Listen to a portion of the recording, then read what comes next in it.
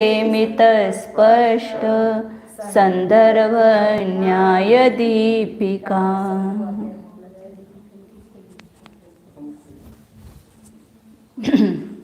श्री अभिनव धर्मभूषण यति विरचित न्याय दीपिका है। इसमें दूसरा प्रकाश प्रत्यक्ष प्रकाश। इस प्रत्यक्ष प्रकाश में अपन ने क्या क्या देखा है? प्रत्यक्ष किसको कहते हैं? प्रत्यक्ष प्रमाण, हाँ हाँ, प्रत्यक्ष के भेद कहे, प्रत्यक्ष के लक्षण जो है। अभी पेज नंबर 72 है, नहीं 74 है, 74 है।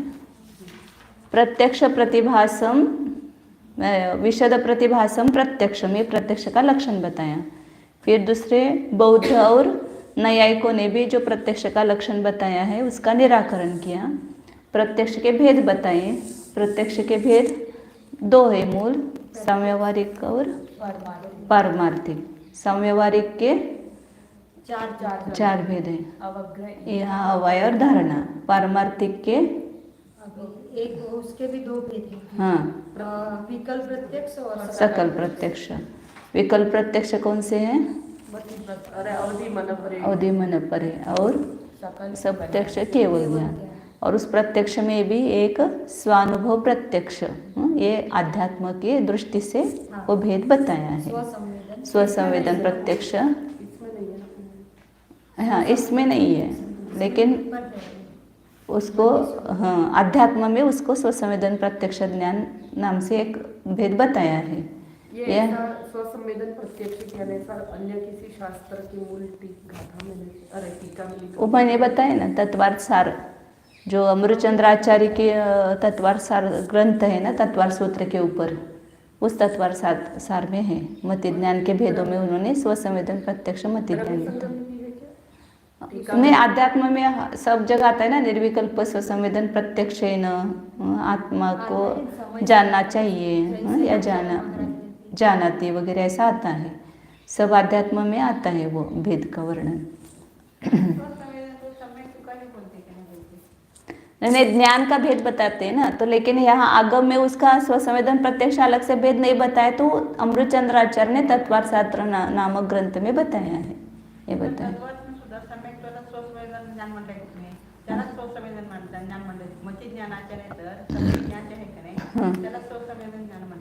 सगळ्याला म्हणत नाहीत ना, सबको नहीं बताते हैं। जो केवल आत्मा को जानने वाला, स्वानुभव प्रत्यक्ष से जो आत्मा को जानता है उसको ही स्वसंवेदन, सब पूरे ज्ञान को भी नहीं कहते स्वसंवेदन प्रत्यक्ष।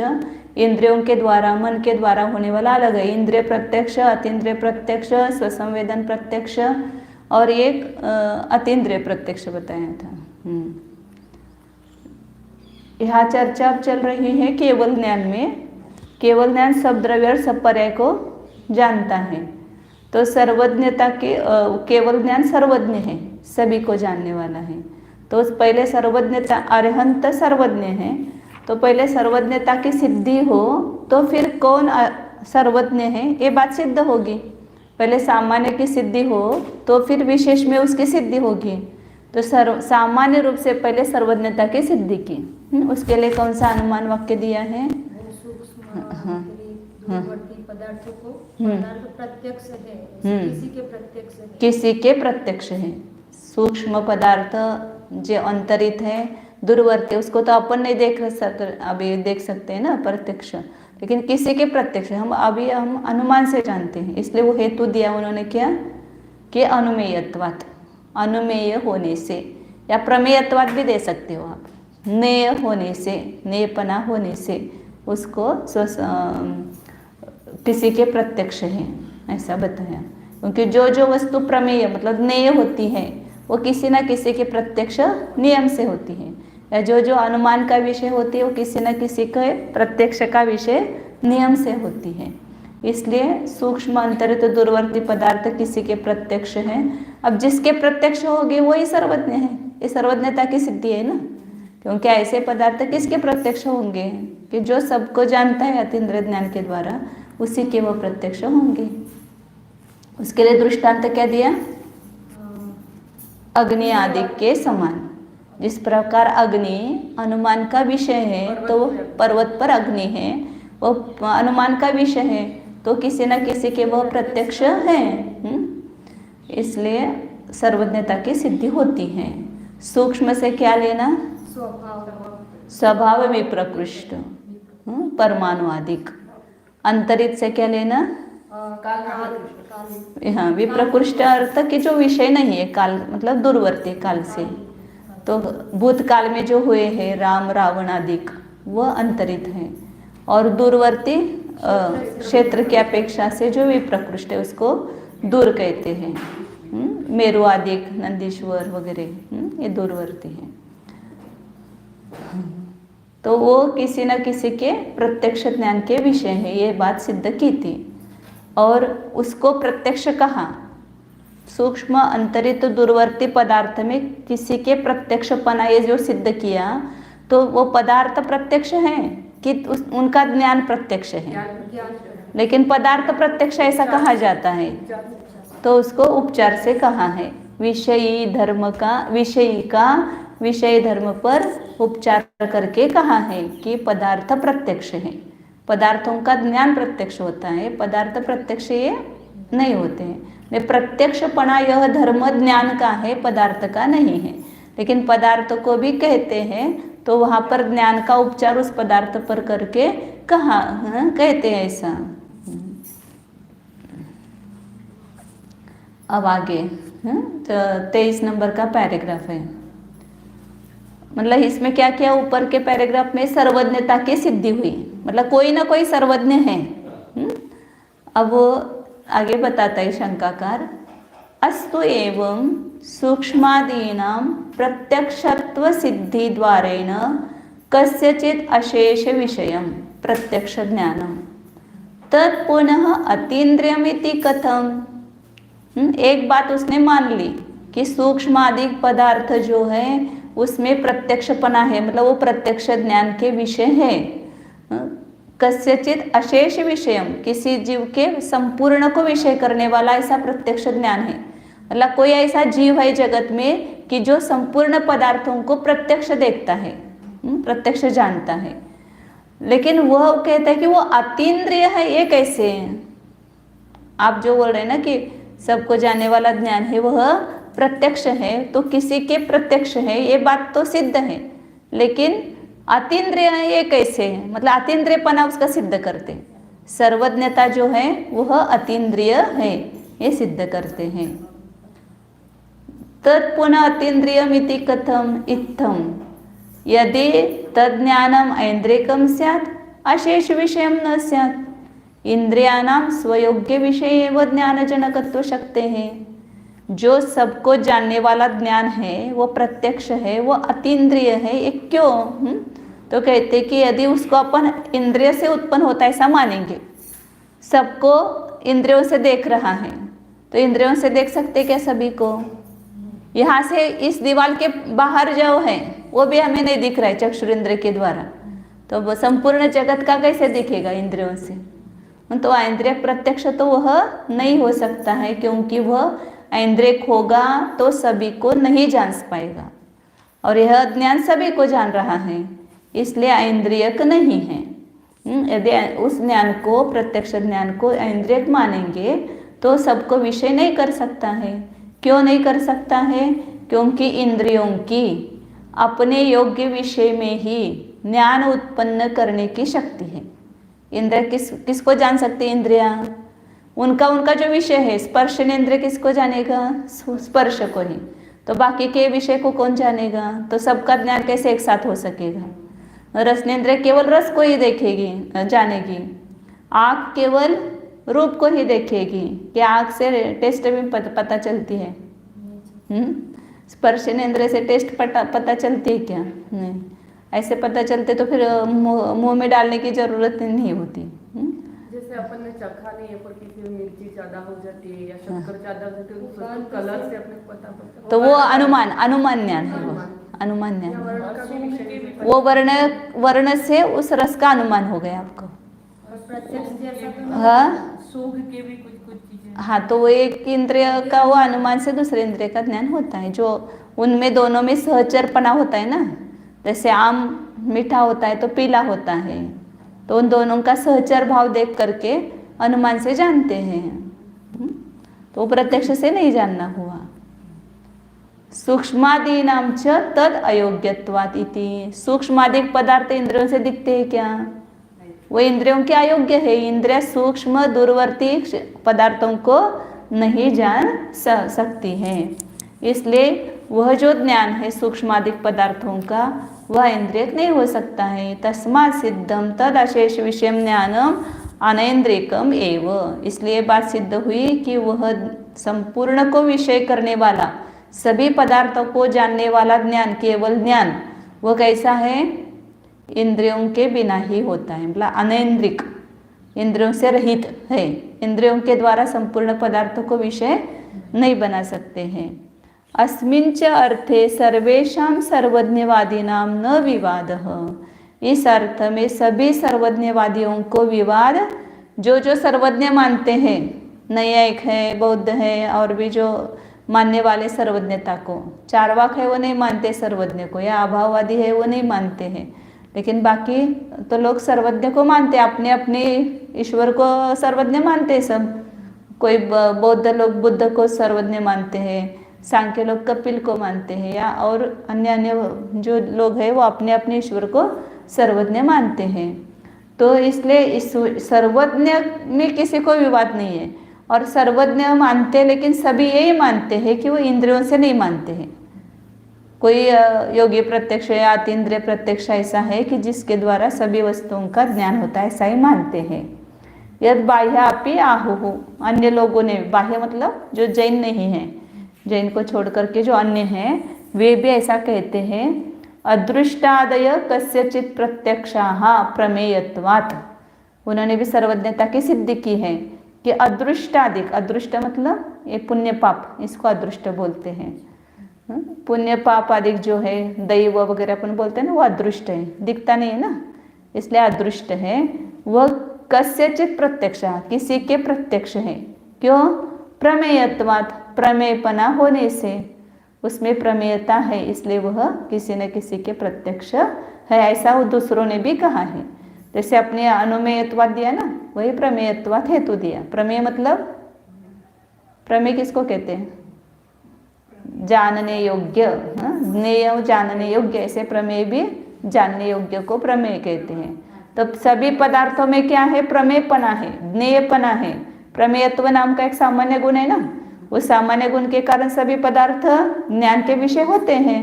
तो जो जो प्रमेय है वो किसी न किसी के ज्ञान का, प्रत्यक्ष ज्ञान का विषय है, ऐसा अनुमान उन्होंने भी किया है। हाँ, प्रमेय म्हणजे ज्ञेय, प्रमेय म्हणजे ज्ञेय करायचं।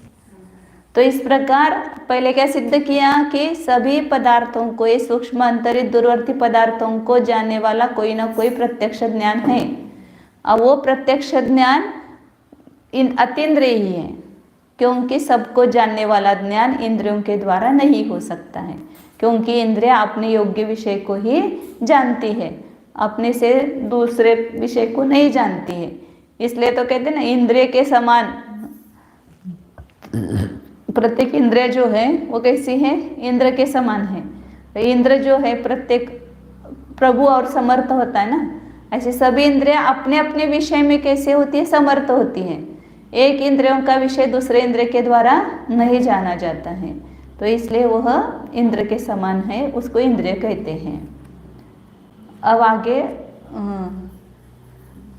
सामान्य सर्वज्ञता की सिद्धि हुई, और वह जो सर्व को जानने वाला ज्ञान है वो अतीन्द्रिय है, ये दो बात सिद्ध की।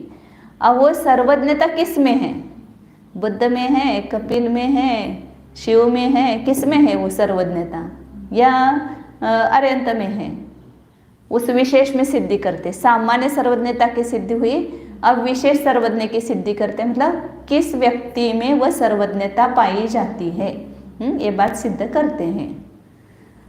ननु अस्तु एवं अशेष विषय साक्षात्कारित्व लक्षणम अतीन्द्रिय प्रत्यक्ष ज्ञानम तच्च अर्हत इति कथम। शंकाकार कहता है कि सर्व को विषय करने वाला सर्व विषयों को साक्षात करने वाला जिसका लक्षण है, ऐसा अतीन्द्रिय प्रत्यक्ष ज्ञान रहो। ये तो बात हम मान रहे हैं, ज्ञान सबको भी जानता है और वो अतीन्द्रिय है। इंद्रियों आशीष मतलब संपूर्ण विषयों को साक्षात करने वाला ऐसा अतीन्द्रिय ज्ञान है तो रहो। इतने बात ठीक है, लेकिन तच्च अर्हत इति कथम, वह ज्ञान अर्हंत को है, ये कैसे बताते आप?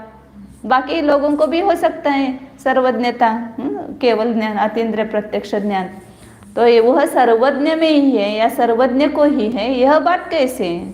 लोग उसको सिद्ध करना पड़ेगा। आप यहाँ बाबा वाक्य प्रमाण नहीं चलता है कि कोई हम किसी को कुछ बताएं कि यह सर्वज्ञ है, यह वीतराग है, या यह अमुक इसको प्रमिति इसकी दूर हुई है, कुछ भी कहे, लेकिन उसके लिए हमें अनुमान से वो बात सिद्ध करनी पड़ेगी, न तर्क से, न्याय से उस बात को सिद्ध करना पड़ेगा, तो ही वो मानते हैं। नहीं तो खाली आप कहने से, आज्ञा से नहीं मानते हैं। न्याय में सब तर्क से सिद्धि की है। तो अरिहंत भगवान में ही संपूर्ण विषय को साक्षात करने वाला अतीन्द्रिय ज्ञान क्यों मान रहे हैं आप? दूसरे बुद्धादिक में क्यों नहीं है? कस्यचिद इति सर्वनामन सामान्य ज्ञापकत्वात्, किसी के प्रत्यक्ष ऐसा कहा ना, तो किसी के मतलब सामान्य है। किम सर्वनाम है और उस किम सर्वनाम का कस्यचित रूप होता है, तो किसी न किसी के प्रत्यक्ष है, लेकिन वो आर्यन तो कोई प्रत्यक्ष है, ये बात कैसे सिद्ध होगी? किसी के होगी, किसी को भी हो सकता है। तो इसलिए उसका मतलब, उसका प्रश्न क्या है कि अतीन्द्रिय सर्वज्ञ ज्ञान मतलब सबको जानने वाला ज्ञान वो अरिहंत को है, ये बात अब कैसे सिद्ध करना, वो कैसे सिद्ध होती है, ये प्रश्न है। उसका उत्तर आचार्य दे रहे हैं। सत्यम, तुमने कहा वो सत्य है। प्रकृत अनुमान सामान्यतः सर्वज्ञत्व सिद्धि, जो अपने पहले अनुमान आया, कौन सा अनुमान आया पहले? सूक्ष्म अंतरित दूरवर्ती पदार्थ किसी के प्रत्यक्ष है, तो उस अनुमान में तो सामान्य सर्वज्ञता की सिद्धि है, किसी व्यक्ति विशेष की सिद्धि नहीं है। ये बात बराबर है, तुम कहते हो ठीक है, वहाँ तो सामान्य सर्वज्ञ की सिद्धि है। अर्हत एतद इति पुनः अनुमानांतरात्, अर्हंत में ये सर्वज्ञता है, ये बात दूसरे अनुमान से सिद्ध होगी, उस अनुमान से नहीं। उस अनुमान में तो कोई ना कोई इस जगत में ऐसा जीव है, व्यक्ति है कि जिसको इन सूक्ष्म अंतरित दूरवर्ती पदार्थ का ज्ञान होता है, ऐसा सिद्ध होता है। अब वो कस्यचित मतलब कौन है, इसको सिद्ध करने के लिए अब दूसरा अनुमान देखना पड़ेगा। दूसरे अनुमान से उसकी सिद्धि होती है कि अरिहंत भगवान में ही सर्वज्ञता है। अर्हन्, अब दूसरा अनुमान बताते हैं। अर्हन् सर्वज्ञः भवितुम अर्हति निर्दोषत्वात्, यह तो न सर्वज्ञः न सो निर्दोषः यथार्थ्या पुरुषः इति केवल व्यतिरेकी लिंगकम अनुमानम। अब ये अनुमान का है ना स्वरूप, जो अनुमान का लक्षण जब पढ़ेंगे तब और अच्छा समझ में आएगा। ये अभी पहले ही बता रहे हैं ना सब, अरिहंत एव मतलब अरिहंत ही सर्वज्ञ है।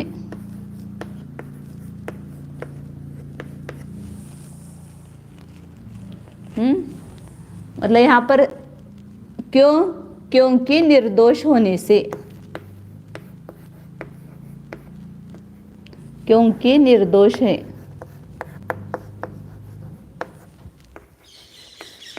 इसको बोलते हैं अनुमान वाक्य है। ये अनुमान से सिद्धि करते हैं ना, अनुमान वाक्य मतलब किसमें सिद्ध करना, क्या सिद्ध करना और किस साधन से सिद्ध करना, ये तीन बातें होती है अनुमान में। तो यहाँ पर अरिहंत में सिद्ध करना है। तो इसको कल बताया था ना, धर्मी बोलते हैं। जहाँ पर सिद्ध करना है ना वह उसको धर्मी कहते हैं, जो बात सिद्ध करनी है उसको साध्य धर्म कहते हैं। ये साध्य है, इसको ये धर्म कहते हैं, इसको साध्य धर्म है। अरिहंत में सर्वज्ञता, अरिहंत ही सर्वज्ञ है। और इसको सिद्ध करने के लिए पंचम्यंत हेतु होता है, मतलब पंचमी विभक्ति में निर्दोषत्वात् वो है ना, पंचमी विभक्ति कौन सी विभक्ति हुई, देवात आता है ना, निर्दोषत्वात् कौन सी विभक्ति हुई,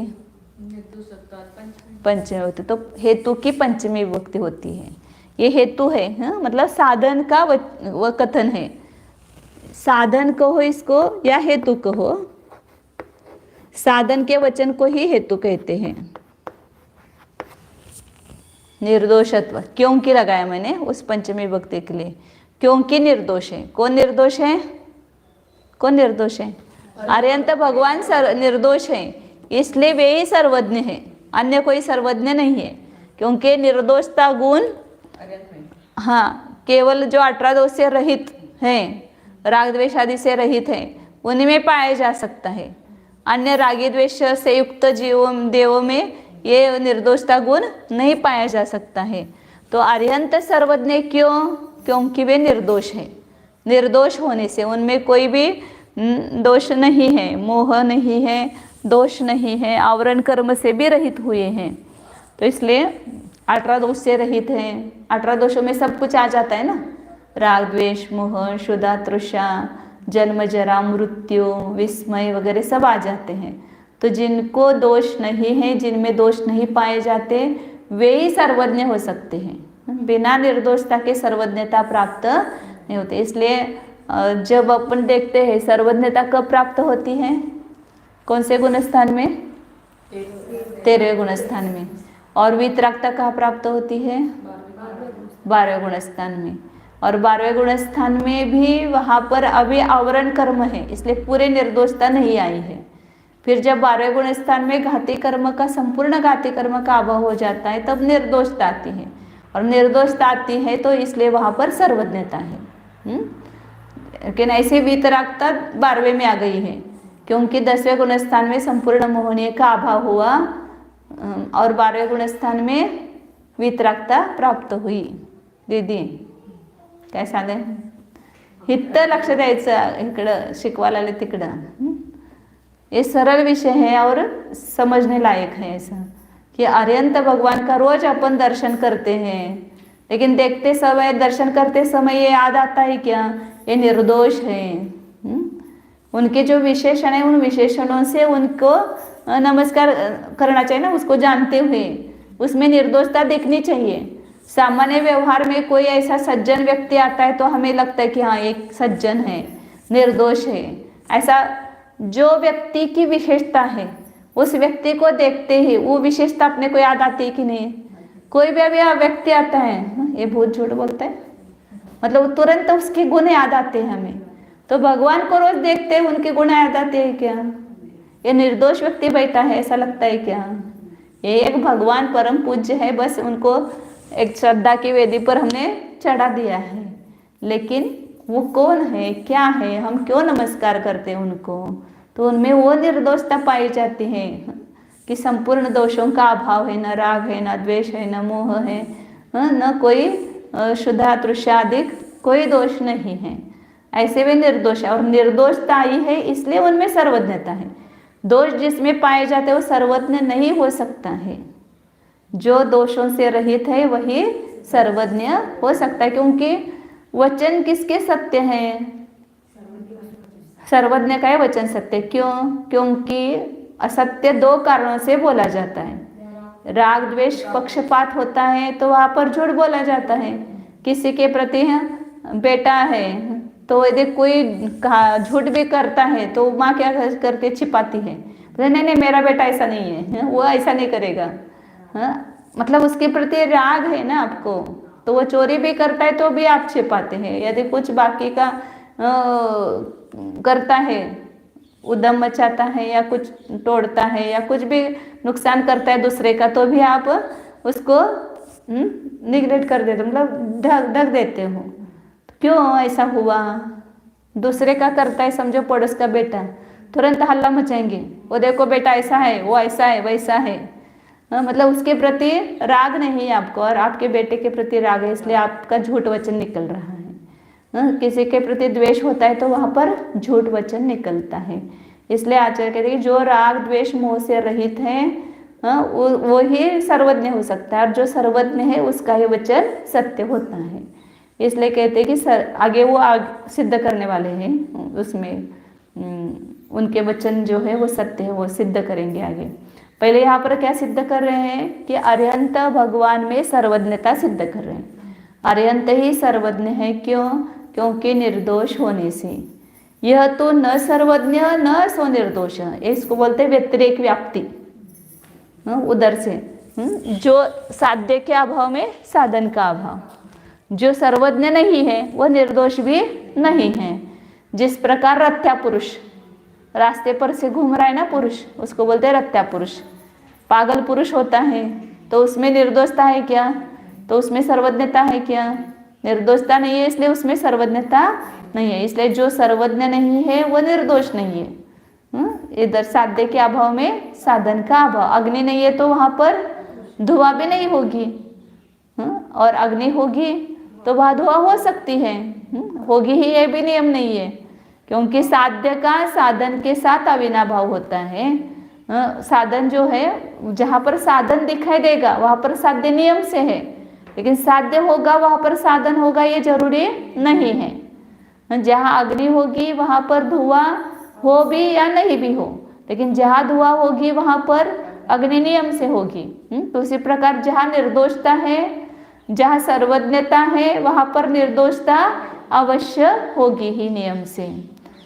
कोई कोई हेतु ऐसा होते कि मतलब दोनों तरफ से उसकी व्याप्ति होती है। जहाँ साध्य है वहाँ पर साधन है, और जहाँ साधन है वहाँ पर साध्य है। जैसे यहाँ पर जहाँ निर्दोषता है वहाँ सर्वज्ञता है, और जहाँ सर्वज्ञता है वहाँ निर्दोषता है, दोनों तरफ से है। इति इसको बोलते, इस अनुमान का आगे आने वाला है तीसरे परिच्छेद में, केवल व्यतिरेक लिंग का अनुमान, ऐसा उसका नाम दिया है। क्योंकि अभाव अभाव सिद्ध किया ना, तो उसको बोलते व्यतिरेक। साध्य के अभाव में साधन का अभाव, और उसके लिए दृष्टांत दिया, तो उसको कौन सा अनुमान कहते हैं? व्यतिरेक। व्यतिरेक लिंगक, मतलब वो ये जो हेतु है वो कैसा है, उसकी जो व्याप्ति की वो अभाव रूप की ना। अन्वय और व्यतिरेक दो घटित करते हैं। अन्वय पूर्वक दृष्टांत बताएंगे तो उसको केवल अन्वयी अनुमान बोलते हैं, और अभाव पूर्वक वो सिद्ध करते तो उसको व्यतिरेक बोलते हैं। अन्वय और व्यतिरेक ऐसे दो प्रकार के आएंगे अनुमान। अभी इसको गौण कर देते हैं अपन, वो कौन सा अनुमान है इसको अभी ज़्यादा याद मत रखो, क्योंकि वो अनुमान के भेद जब पढ़ेंगे तो वहाँ पर समझ में आएगा। तो यहाँ पर सिद्ध क्या किया? अरिहंत में सर्वज्ञपना सिद्ध किया। उसके लिए कौन सा हेतु दिया? निर्दोष। निर्दोष है, अरिहंत भगवान निर्दोष है, इसलिए सर्वज्ञ है। अब आगे वापिस वो शंकाकार प्रश्न पूछता है। 25 नंबर का पैराग्राफ है। आवरण रागादयः दोषाः तेभ्य निष्क्रांतत्वं ही निर्दोषत्वम्। निर्दोषता किसको कहते हैं? आवरण, ये निर्दोषता की व्याख्या है कि आवरण और रागादिक ये दोष है। आवरण को भी दोष कहा और रागादिक को दोष। एक द्रव्य कर्म एक भाव कर्म है, तो ये दोनों भी क्या है? दोष ही है। तो ज्ञानावरण दर्शनावरण ले लो आवरण से, और रागादिक मतलब मोह आ गया उसमें, तो मोह ज्ञानावरण दर्शनावरण मोहनीय, और अंतराय भी उसमें गर्भित है आवरण में। तो ये सब क्या है? दोष है। तो दोनों प्रकार के ये दोष, एक तो द्रव्य कर्म और एक भाव कर्म। ज्ञानावरण दर्शनावरण ये द्रव्य कर्म है, लेकिन उसके निमित्त से जो उत्पन्न हुआ भाव है, अज्ञान वगैरह, ये कौन सा है? भाव कर्म है। द्रव्य मोहनीय भी द्रव्य कर्म और भाव कर्म दो प्रकार का है। तो दोनों प्रकार के दोषों से जो रहित है वे तेभ्य निष्क्रांतत्व, उन दोषों से जो निकल चुके हैं उसको क्या कहते हैं? निर्दोषत्व कहते हैं। तत् खलु सर्वज्ञत्वम् अंतरेण न उपपद्यते किंचिज्ञस्य आवरणादि दोष रहितत्व विरोधात्। वह निर्दोषता, निर्दोषता किसको कहा? आवरण और रागादिक से रहित होना, निकल जाना, वो है निर्दोषता। और ऐसी निर्दोषता किस में होगी? सर्वज्ञ में ही होगी ना, क्योंकि सर्वज्ञ है तो वहां पर आवरण कर्म नष्ट हो गए हैं, और आवरण के पहले क्या नष्ट हो जाता है, रागादिक नष्ट होते हैं। तो पहले मोह कर्म का अभाव होता है, फिर ज्ञानावरण दर्शनावरण का अभाव होता है, फिर सर्वज्ञता प्रकट होती है। तो जहाँ सर्वज्ञता हुई वहां पर नियम से वह निर्दोष ही होगा, क्योंकि आवरण कर्म का अभाव होकर ही सर्वज्ञता की प्राप्ति होती है। इसलिए कहते हैं वह सर्वज्ञता, वह निर्दोषता सर्वज्ञत्व के बिना नहीं है।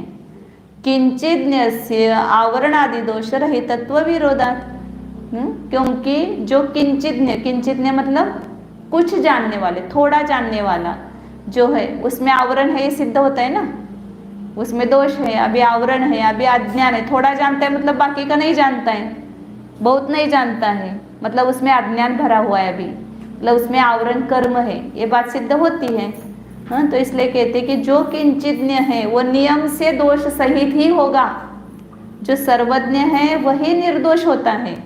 लेकिन जो कुछ अल्प जानने वाला जो है वह नियम से कैसा होता है, दोष युक्त ही होता है, निर्दोष नहीं हो सकता है किंचिज्ञ मनुष्य, क्योंकि किंचिज्ञ ये शब्द ही बता रहा है कि ये कुछ जानता है, मतलब इसके बाकी के आवरण कर्म का वहाँ पर उदय चल रहा है, अज्ञान है इसमें, तो सर्वज्ञता कैसे होगी उसमें। और सर्वज्ञता नहीं है तो निर्दोषता नहीं है, क्योंकि किंचिज्ञता में आवरण कर्म से सहितपना सिद्ध होता है। इसलिए जो किंचिज्ञ है वह आवरण और दोषों से रहित नहीं हो सकता है, उसमें विरोधपना है। ततः मतलब एक जगह किंचिज्ञ है और वह आवरण दोष रहित है, इन दोनों में क्या है, परस्पर विरोध है। सर्वज्ञता का और निर्दोषता का, इन दोनों का क्या है, अविनाभाव संबंध है। जहाँ सर्वज्ञता है वहाँ पर निर्दोषता है, लेकिन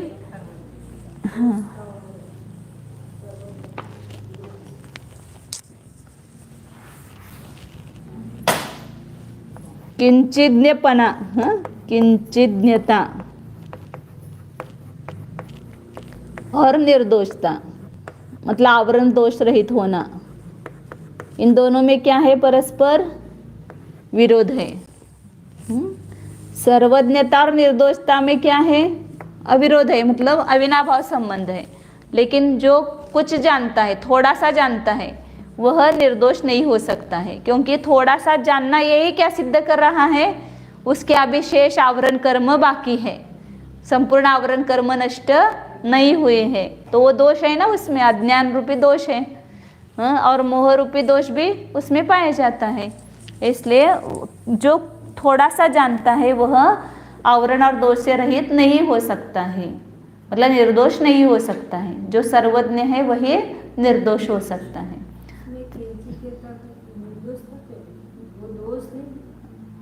नहीं, इसमें विरोध है दोनों में।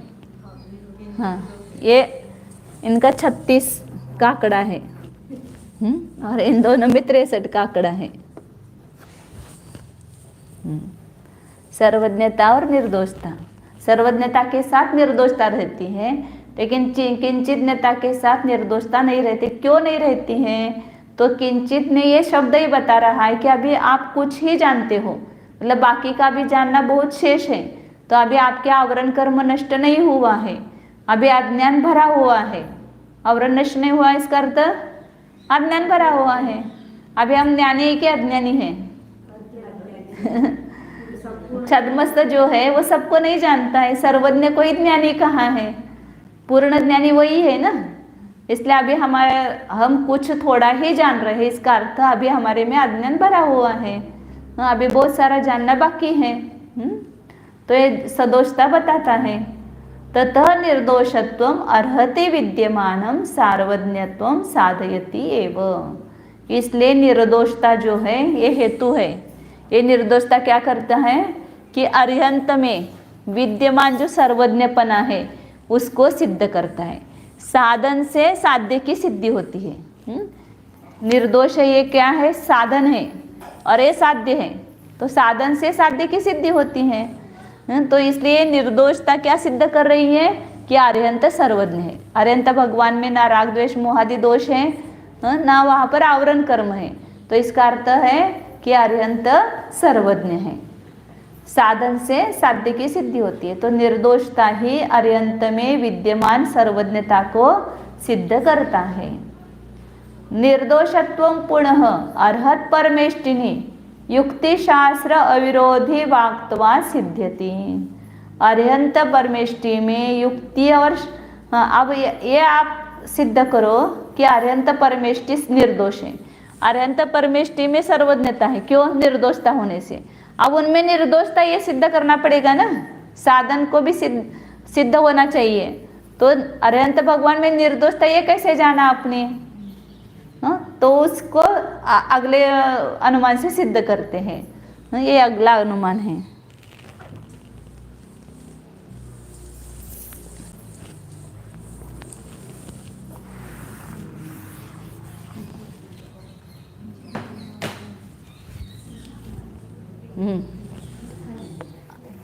ये पहला अनुमान हुआ सर्वज्ञता को सिद्ध करने वाला। ये दूसरा अनुमान है अर्हंत निर्दोष है। अब निर्दोष साध्य बन गया। क्यों निर्दोष है? क्योंकि इनका जो वचन है वो युक्ति शास्त्र अविरोधी है। जो वचन बोल रहे हैं वो कैसे बोल रहे हैं? युक्ति और शास्त्र से अविरोधी वचन है। विरोधी वचन नहीं है, मतलब अविरोधी वचनपना होने से। जो उन्होंने उपदेश कहा है वह युक्ति से विरुद्ध नहीं है और शास्त्र भी विरुद्ध नहीं है। इससे क्योंकि जो निर्दोष होता है वह ही सत्य बोल सकता है। जो निर्दोष नहीं है वह सत्य, अभी बताया था ना, राग द्वेष से सहित है, तो वो उसका वचन सत्य नहीं होता है। तो उनके वचनों से हमने जाना कि उनमें निर्दोषता है, क्योंकि वो जो वचन बोल रहे उसमें युक्ति से भी विरोध नहीं आता है कहीं पर और शास्त्र से भी विरोध नहीं आता है। शास्त्र तो अनादि निधन है और इन्होंने जो बताया है उसका और शास्त्र में दोनों में क्या है? सुमेल है, मतलब अविरोध है। और युक्ति से भी विरोध नहीं दिखता है कहीं पर भी। वो जो बता रहे हैं वो सही बता रहे हैं, हमने युक्ति लगा करके जाना है उसको। तो यहाँ पर ये धर्मी कौन हुआ? अर्हंत। इसमें क्या साध्य सिद्ध करना है? निर्दोष। ये साध्य हो गया।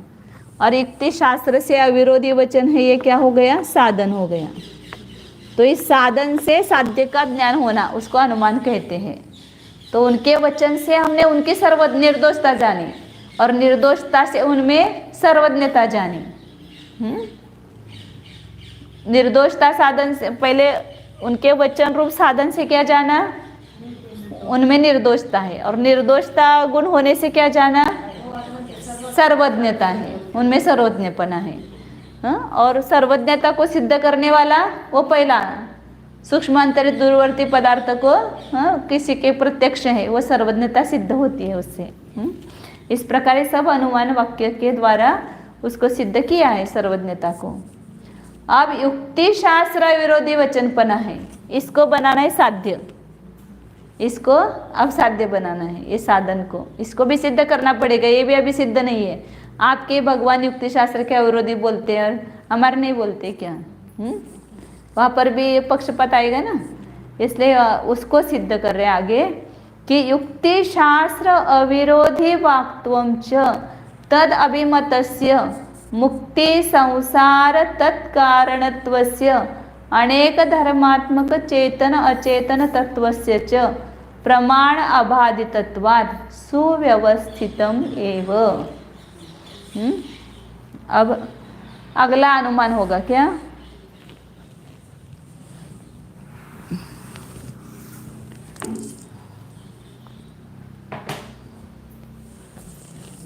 अर्हंत में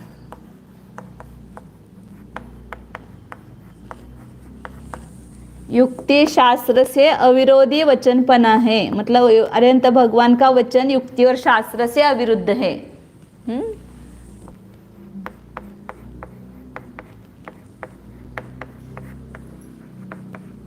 विरोध है।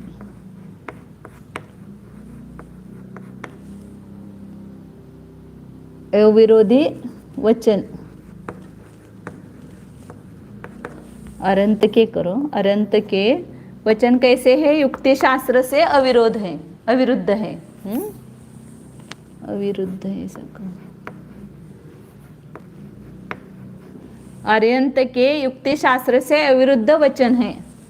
ये कैसे जाना आपने? ये साध्य है। ये अर्यंत में ये धर्मी हो गया और युक्ति शास्त्र से अविरुद्ध वचन है, क्या करना है? सिद्ध करना है। ये साध्य बन गया।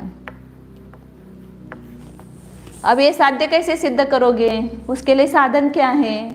तो उन्होंने जो माना हुआ क्या है? मुक्ति, संसार और मुक्ति का कारण और संसार का कारण, इसमें और जो तत्व माना है उन्होंने, तत्व कैसा माना है? अनेकांतात्मक, एकानेकात्मक, नित्यानित्यात्मक, चेतना अचेतन रूप जो 7 तत्व है या 6 द्रव्य है, इसमें प्रमाण से कोई भी बाधा नहीं होती है। मतलब जैसा उन्होंने कहा है वैसे ही तत्व प्रतीति में आ रहे हैं।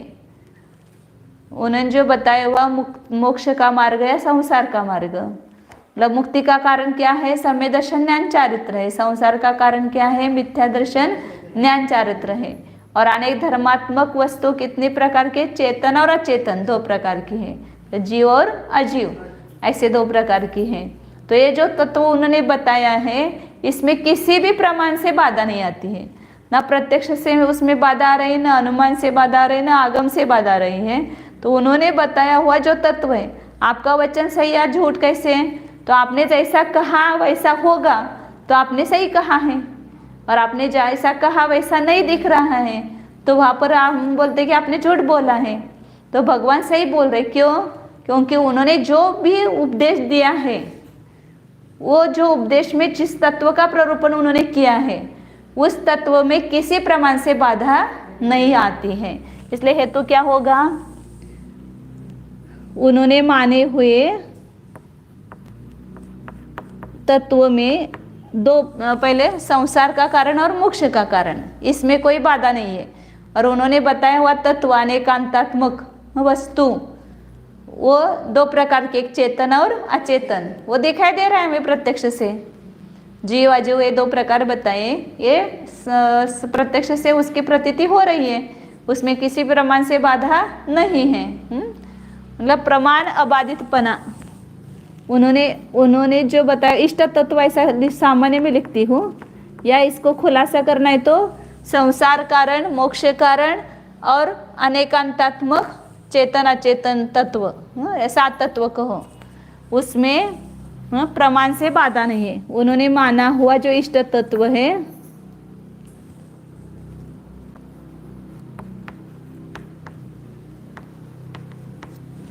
प्रमाण से बाधित नहीं है, किसी भी प्रमाण से बाधित नहीं है।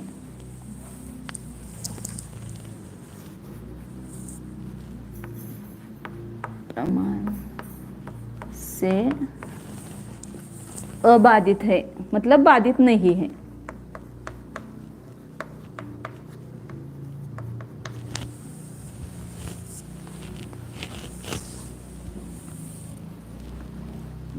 ऐसे 4 अनुमान अपने देखे हैं। अनुमान वाक्य, पहला अनुमान क्या है? सर्वज्ञता के लिए कि सूक्ष्म अंतरित दूरवर्ती पदार्थ किसी के प्रत्यक्ष है। क्यों? क्योंकि वे अनुमान का विषय होने से। दूसरा अनुमान है कि अब अरहंत में सर्वज्ञता सिद्ध करनी है। तो अरहंत भगवान सर्वज्ञ है। क्यों? निर्दोष होने से। क्योंकि जो जो निर्दोष होता है वह सर्वज्ञ होता है, या जो निर्दोष नहीं है वह या जो सर्वज्ञ नहीं है वह निर्दोष नहीं है, जैसे रथ्या पुरुष बताया। और अरहंत भगवान निर्दोष है। अब निर्दोष को सिद्ध करना है, निर्दोष है। क्यों? युक्ति से विरोधी बोलते हैं, इसको सिद्ध करना पड़ेगा। अरहंत भगवान के वचन युक्ति शास्त्र से विरुद्ध नहीं है। क्यों नहीं है? क्योंकि उन्होंने माना हुआ इष्ट तत्व जो है वो किसी प्रमाण से बाधित नहीं होता है। इष्ट तत्व क्या है? संसार कारण, मोक्ष कारण और उसके विषयभूत जो अनेक धर्मात्मक तत्व है। तत्व में, वस्तु स्वरूप में कहो या तत्व जो माने चेतन अचेतन, उसमें किसी प्रमाण से बाधा नहीं आती है। इसलिए उन्होंने जो कहा है वह सत्य है, मतलब युक्ति शास्त्र से अविरुद्ध है। ये 4 अनुमान वाक्य हैं। इस 4 अनुमान को पुनः पुनः चिंतन करके बिठा, और ये सब उस भगवान में देखना है अपने को, खाली ये पढ़ना नहीं है। ये हम जो जिसको रोज माथा टेक रहे हैं वे अरहंत भगवान कौन है? तो वे सर्वज्ञ हैं। क्यों सर्वज्ञता है उनमें? क्योंकि उनमें निर्दोषता है। निर्दोषता भी कैसे हम जान रहे हैं? तो उन्होंने जो हमें उपदेश दिया है, युक्ति शास्त्र से विरोधी वचन है, और युक्ति शास्त्र से विरुद्ध वचन क्यों है, कैसे है उनका जाना हमने? तो उन्होंने जो जो तत्व बताया है हमको प्रत्यक्ष में प्रतीति में आ रहा है, युक्ति से भी हम उसको समीचीन जान रहे हैं। तो इसलिए कोई उसमें बाधा नहीं आती किसी भी प्रमाण से, इसलिए उन्होंने जो कहा है वह सही है। ये सब अरहंत भगवान में सिद्ध किया। अब इससे उल्टे अनुमान के द्वारा कपिल आदिक में ये सर्वज्ञता नहीं है, ये सिद्ध करते। क्यों? क्योंकि वो सब ये 4 वाक्य आएंगे, सब उल्टे आएंगे। आप थोड़ा चिंतन करके आओ कल, फिर कल ले लेंगे इसको, फिर कल खत्म हो जाएगा ये अध्याय, फिर तीसरे अध्याय का प्रारंभ करेंगे। दूसरे अध्याय के थोड़ा सा प्रश्न उत्तर क्या क्या हो सकते, फिर उसकी परीक्षा चतुर्दशी को देना है। चतुर्दशी के दिन, जिस दिन अपना ये नहीं रहता है, उस दिन चतुर्दशी में दूसरे अध्याय की परीक्षा देना है। तो उसके थोड़े से प्रश्न उत्तर भी कल अपन देखते हैं दूसरे अध्याय के।